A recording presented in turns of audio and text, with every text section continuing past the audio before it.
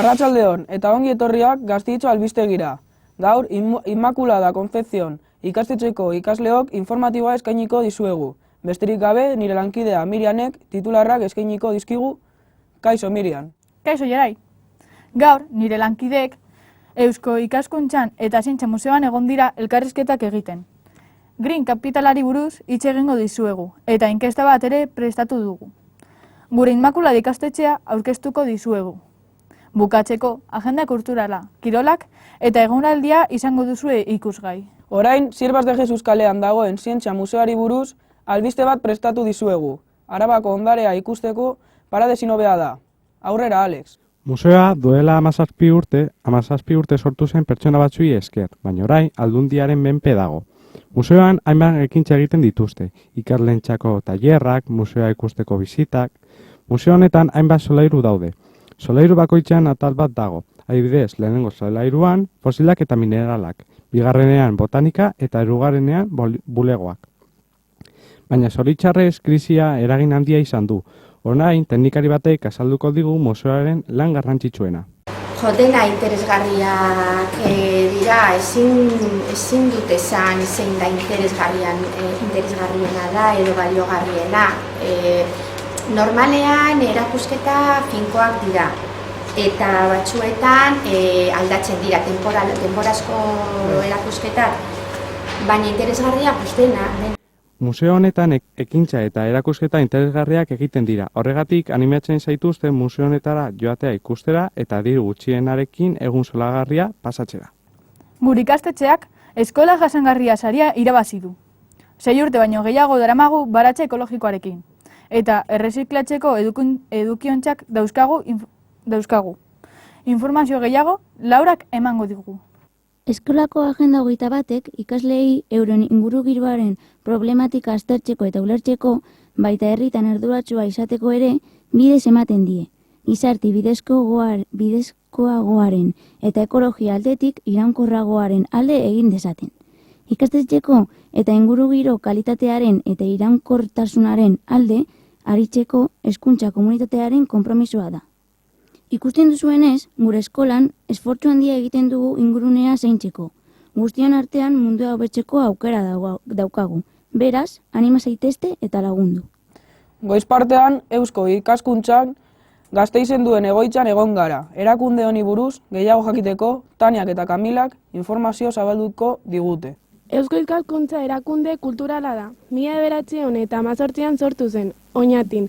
Euskal Herri osoan zehar dago banatuta, ekintza ugari egiten dituzte, esaterako ikerketa, bekak, ikastaroak, hau guzti egiteko 26 pertsonak egiten dute lan. Hauen artean gaur gurekin hitz egin duena, Uzue.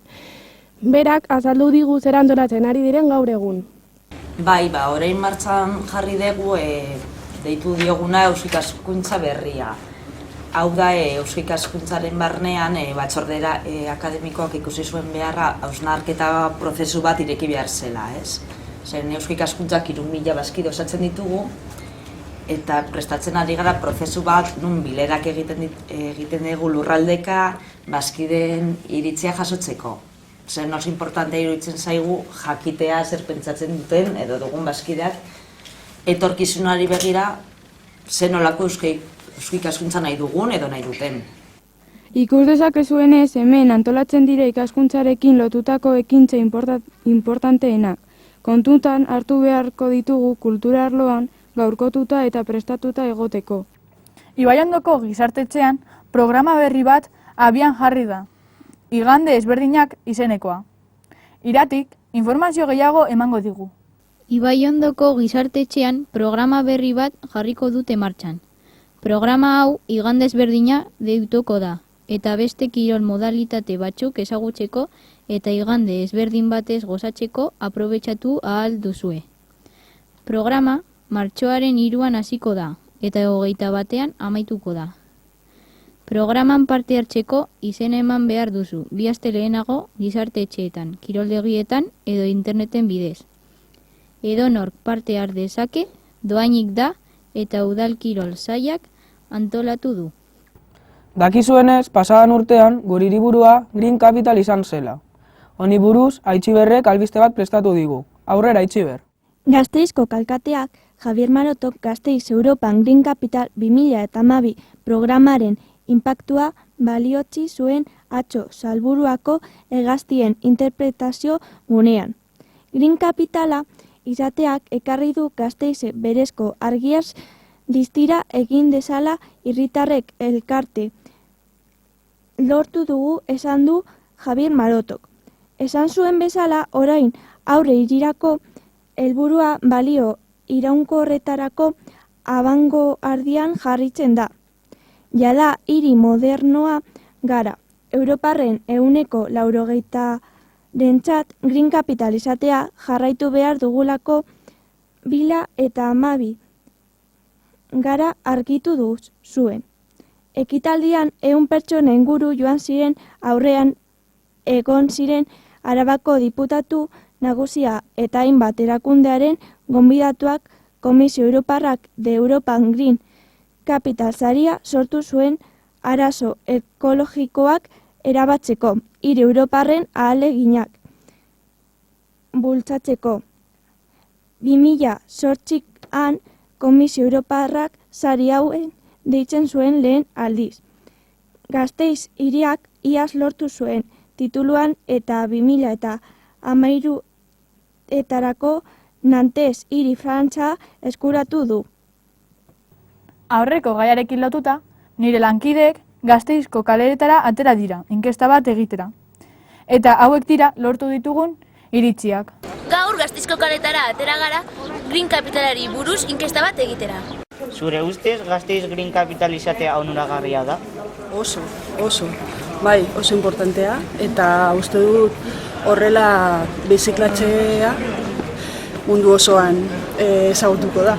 Bueno, diruagatik bakarrik, baina gero ez da nabaritu.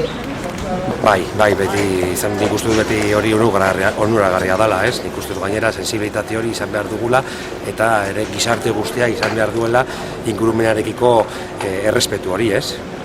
Bai, baina azken finean geho zingoatzea ezin izan zen dela 4 urteo Green Capital. Alde batetik bada garrantzitsua, baina bestetik azken finean talentotiko izatetik ez da basatzen orduan. Bai, ondo da, baina bueno. Hauesek dira gasteiztarrek duten iritzia. Laura, Gasteitxo albistegia. Badakizu zer egin arratsalde honetan, Oskarrek eta Ainoak Arabako ekintza kulturalei buruz ondoreko informazioa jarri digute. Gaur arratsaldeko 6etan Judimendi hiri zentroan kontakizunak entzuteko aukera izango duzue. Beraz, ipuina gustatzen bazaizkizue, ara hurbildu eta disfrutatu. Bestaldetik, Arana hiri zentroan ume txikientzako eskulan tailerra egongo da arratsaldeko 6etan. Doainita, baina 25 plaza besterik ez dago, beraz puntuala izan. Gaur arratsaldeko 6ak 4 gutxuetan pintxopote berezi bat egongo da Gorbeia kalean. Auzokideen elkarteak antolatu du dirua lortzeko. Bakarrik euro bat balio du eta pintxo onak daude. Tortillaskoa, txistorazkoa, denetarik egongo da. Ez galdu aukera, merezi du eta. Antzerkia gustatzen bazaizue, 6ak eta erdian Kukutras izeneko antzerki bat egongo da Ibaiondoko gizartetxean. Animatu, oso ondo pasatuko duzu eta. Bolada txarra Baskonia taldeak daramana. Pasaden igandean ez zuen partidu ona jokatu, eta azken laurdenean galdu zuen. Informazio gehiagorekin, Sara eta Viktor. Baskoniaren ametsa azken laurdenean zapuztu du Bartzelona. Kaja Laboralek 79-80 porrot egin du Bartzelona Rigalen aurrean. Baskoniak aurreneko 3 laurdenetan egindako lan bikaina pikutara bidali zuen azken laurdenean. Bartzelona Rigalek Baskoniako jokalariei ametsa zapuztu zien Bues Arenan. Aurreneko 3 laurdenetan bikain jokatu zuten Gasteizen. Bartzelonak ez zuen markatu eta opari ederra aprobetxatu zuten. Gasteiztarrak partida erraza izango ez zela bazekiten eta horregatik ordu gehiago lan egiten zuten. Lehenengo laurdenean Baskoniak markailutik ihes egin nahi zuen, baina Bartzelonak ongi jokatu zuen hori ez gertatzeko. Atsedenaldiaren ostean defentsa hobeto egingo zuenak irabaziko zuen eta azken laurdenean dena erabaki behar izan zen. Unerik txarrenean Kaja Laboralek behera egin zuen eta Bartzelonak ederki aprobetxatu zuen 0 eta 15 partziala egiteko. Badirudi, asteburu honetan eguraldi txarra edukiko dugula. Elurra eta euria izango dugu probintzia osoan zehar. Sarai, Arriolara joango zara asteburu honetan sagutxoak ikustera?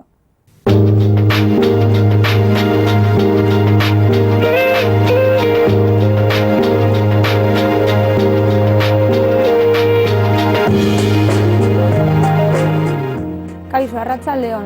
Orain Arabako eguraldia aurkeztuko dizuet. Iparraldean, Aialan eta Zuian euria egingo du. Hegoaldean eta mendebaldean, Añanan eta Arabako Errioxan ere euria egingo du.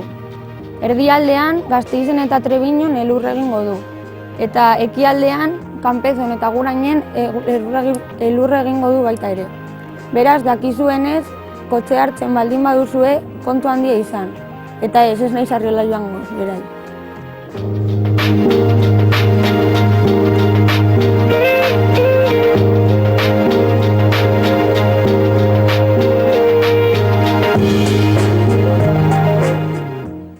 Hauxe izan da guztia. Espero dugu zuen gustukoa izatea. Hurrengo albistegietan espero zaituztegu. Agur eta bestera arte.